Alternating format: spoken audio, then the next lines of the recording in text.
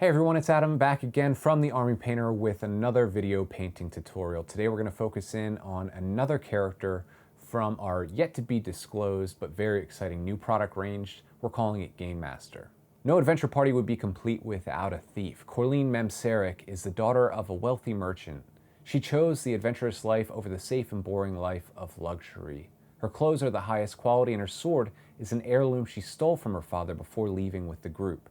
Today I'm going to show you how to get started and get your Korleen model or any thief model that you might have at home ready for tabletop standard in this adventure ready tutorial. Let's take a look at some of the paints that we're going to be needing.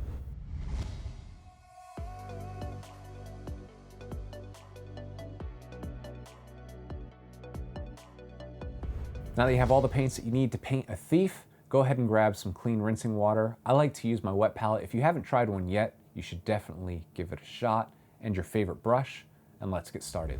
Before I get started painting all of the model, I'm just going to add a little bit of our airbrush medium to our airbrush with some Ancient Mummy. This is a nice pale yellow color, and we're doing this because we want to paint the flames on the model first. Everything else on the model will be done with brushwork, but to achieve a nice realistic flame effect, I wanted to use the airbrush and our airbrush mixing medium. Our airbrush medium is perfect to thin your D&D paints. I thin the paints in a 1-part airbrush medium to 2 parts paint mixture. I'm just going to apply this Ancient Mummy very gently to the flames. Just smooth light coats. Make sure that you don't want to spray too much or you'll get some spidering effect. Spidering is when the paint hasn't had time to catch and adhere to your prime coat. Then we're going to mix in a little bit of Rust Monster. We're going to spray this just to the very tips of the flames. We want to leave some of that Ancient Mummy to exist untouched at the bottom of the flames. Finally, we're taking a little bit of Dragonfire Red, and I'm just going to spray this to the very tips of the flames, like so. Now, it's important to note that you don't need an airbrush to pull off this effect. I just wanted to showcase how well our airbrush works with the D&D Nolzur's Marvelous Pigments paints. You could dry brush this or wet blend this with a traditional standard bristle brush. Next, we're going to begin painting in all of the skin tones on Korleen. Now, I'm using Owlbear Brown. This is a really nice, rich, dark brown. And I think it's going to be the perfect base tone to start out for her very nice dark skin tone. John Gallagher did a great job in the artwork, really creating personality in all of the characters. Korleen's one of my favorites because even though she lived a life of privilege, she decided to become a thief and steal from. She's almost like Robin Hood, really. And I think she fits in really nicely with the party that we've created. So I'm just very simply, and I'm not too concerned about getting this on other parts of the model because this is just a base tone. We're going to clean them in later, fill them in later. I do like to paint skin tones first because they tend to be in trickier places. So just very simply with thin down paint, you may want to apply a second thin coat when you're done with this. Go ahead and paint in all of the flesh areas on the model, like the hands, like her face. I am going to base coat her hair. No real reason why, no advantages to doing so necessarily, but that way I have the hair marked out before I begin basing in the rest of the colors. Now in the artwork, Korleen has a jade green, almost dark green turquoise cape. While the model doesn't have a cape itself, I am going to paint this overcoat in a similar color. So I've mixed some troll skin, some merfolk turquoise, and some abyssal black together to get a nice greenish black tone. And I'm going to use this as the base coat for her overcoat. So I'm just going to apply this very simply. You can see it's a nice dark grayish green. And the reason that I'm not going pure black or any darker than this is because we are going to be applying a wash. And the wash will darken this down a bit. So this gives us a nice base tone to work up from there. Just go ahead around the model, apply one thin coat over top of our uniform gray base coat, and we will apply a second coat once it's had some time to dry. Now that we painted in all of the base tones for the blouse or the overcoat, whatever you want to call it, the tunic that Korleen is wearing, we're going to go about painting the rest of the model that we want to be black. In the artwork, she's wearing a lot of dark black clothing, and while the darkest paint that we do have would be Underdark Gray from D&D Paints, I'm going to be going with something from the Army Painter War Paints range. I'm using Necromancer Cloak here, and I'm just going to paint in all of the rest of the model in this dark gray. Now, this is the color that we want to appear the closest to true black after we apply a wash. That's why we're using a dark gray here, as opposed to painting just a straight black. So we're going to paint the trim on her tunic here. We're going to paint her underpants as well, whatever you call these leggings that she's wearing. Also her boots and her sleeves. So go ahead around the rest of the model, thin down your paints with a little bit of clean water. Remember, these paints are all water-based and thin down perfectly with clean water. Apply 2 thin coats, and we'll move on to the next step. With Rigid Leather from the D&D Underdark paint set, we're just going to go in and paint in all the areas that we want to appear leather brown, like the belt loop or belt strap here, as well as the pouch that she has hanging off of her hip, and this backpack that she's carrying. And I'm also going to pick out, because it is such a dark model, a lot of gray tones, a lot of black on the model, I'm going to pick out these boot straps that she has here.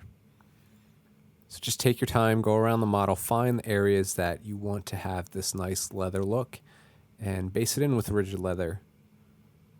Very simply, thin down paints. If you need to, go ahead and apply a second thin coat when you're done.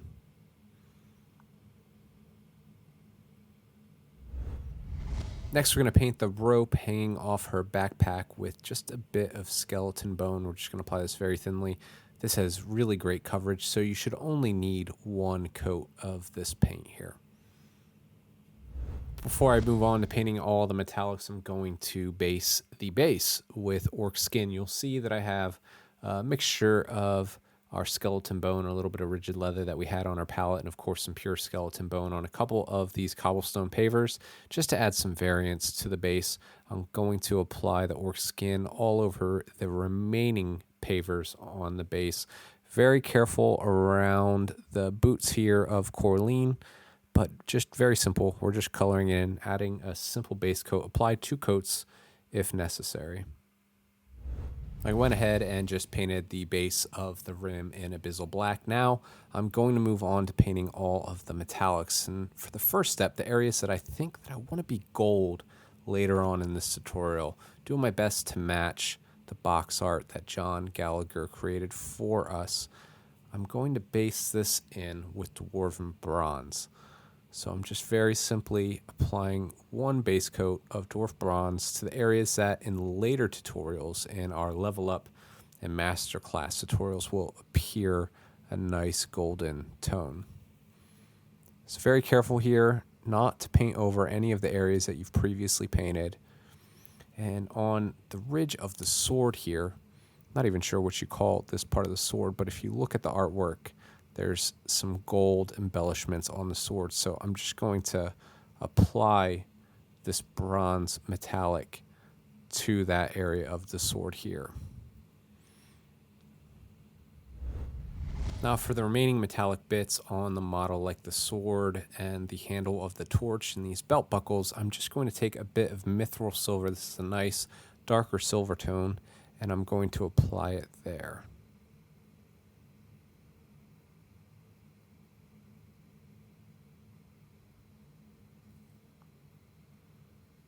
Again, you want to be very careful that you don't paint over any of the areas that you've previously painted.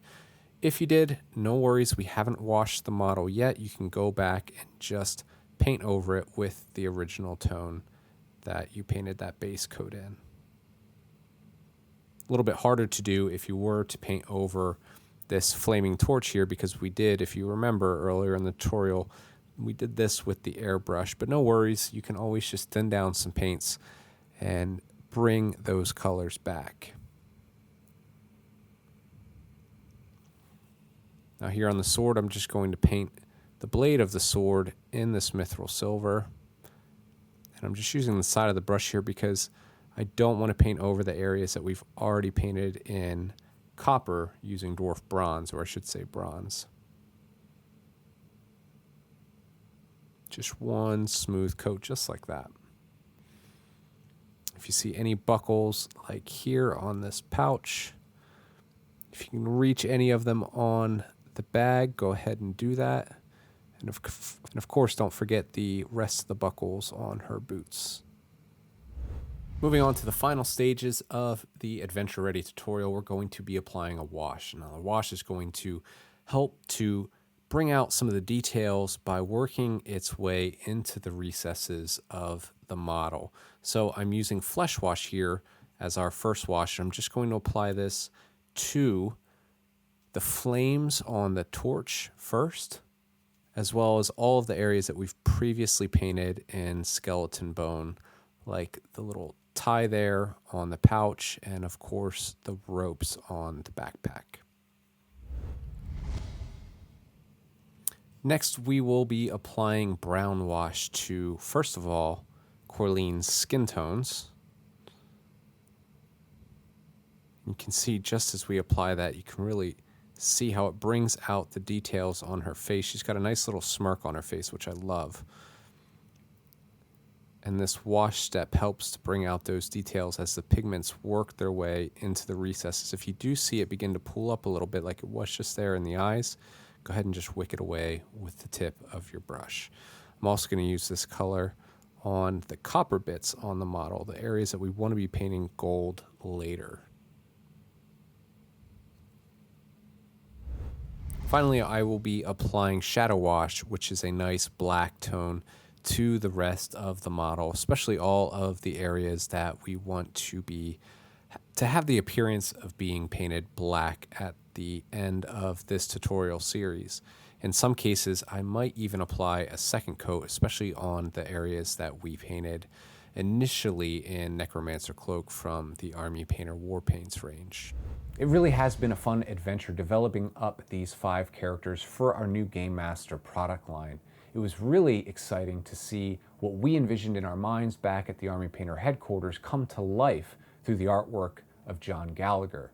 Let's take a listen to what John had to say about Korleen.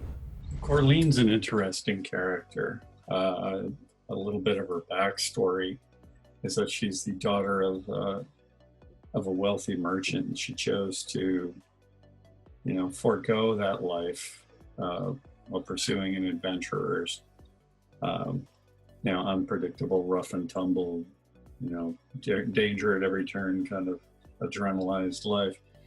And interestingly enough, she's kind of probably the one that embodies it the most, because here she is with 4 of her friends trapped underground, facing off against one of the most intimidating and terrifying creatures in the entire pantheon of fantasy mods that the average adventuring party is ever going to encounter.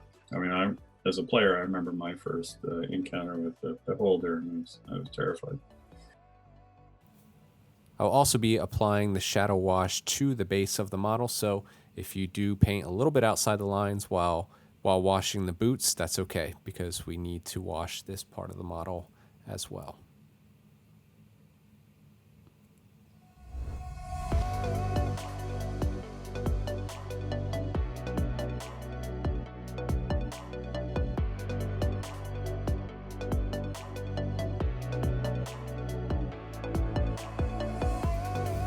I hope you enjoyed this Adventure Ready tutorial as much as I enjoyed painting up this Korleen model for you today. Remember that you can find all of the paints and products that we used in today's video from your friendly local game store or your favorite online providers such as Amazon or at www.thearmypainter.com.